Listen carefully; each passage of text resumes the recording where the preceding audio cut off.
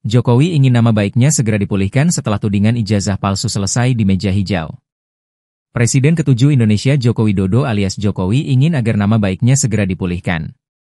Jokowi menyampaikan hal itu melalui kuasa hukumnya, Rifai Kusumanegara. Keinginan tersebut disampaikan Jokowi setelah perkara tudingan ijazah palsu yang dialamatkan kepadanya rampung di meja hijau. Ini merupakan salah satu tanggapan Jokowi terkait peningkatan status perkara tudingan ijazah palsu dari penyelidikan menjadi penyidikan. Pak Jokowi mengharapkan nama baiknya dapat dipulihkan dan keaslian ijazah dikukuhkan pengadilan, kata Rifai kepada Kompas.com, Sabtu, 12 Juli 2025.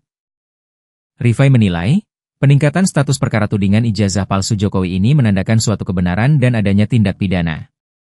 Kami akan memonitor perkara tersebut hingga pengadilan, sehingga pada saatnya terdapat kepastian hukum, katanya. Polisi meningkatkan status kasus tudingan ijazah palsu ke tahap penyidikan setelah menggelar perkara oleh penyidik Subdit Keamanan Negara Direktorat Reserse Kriminal Umum Polda Metro Jaya, Kamis, 10 Juli 2025.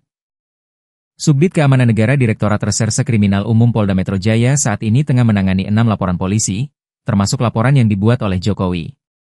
Laporan Jokowi itu terkait pencemaran nama baik dan atau fitnah.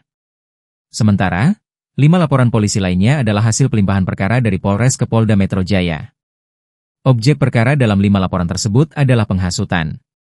Meski begitu, Subdit Keamanan Negara Direktorat Reserse Kriminal Umum Polda Metro Jaya tetap akan menentukan kepastian hukum terhadap 2 laporan terkait kasus penghasutan.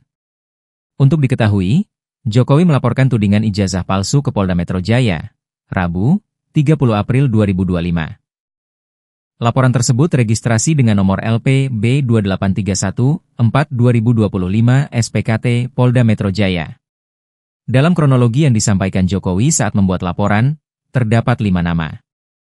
Mereka adalah Rai Suryo Notodiprojo, Rismon Hasiholan Sianipar, Egy Sujana, Tifauzia Tiasuma, dan Kurnia Triroyani.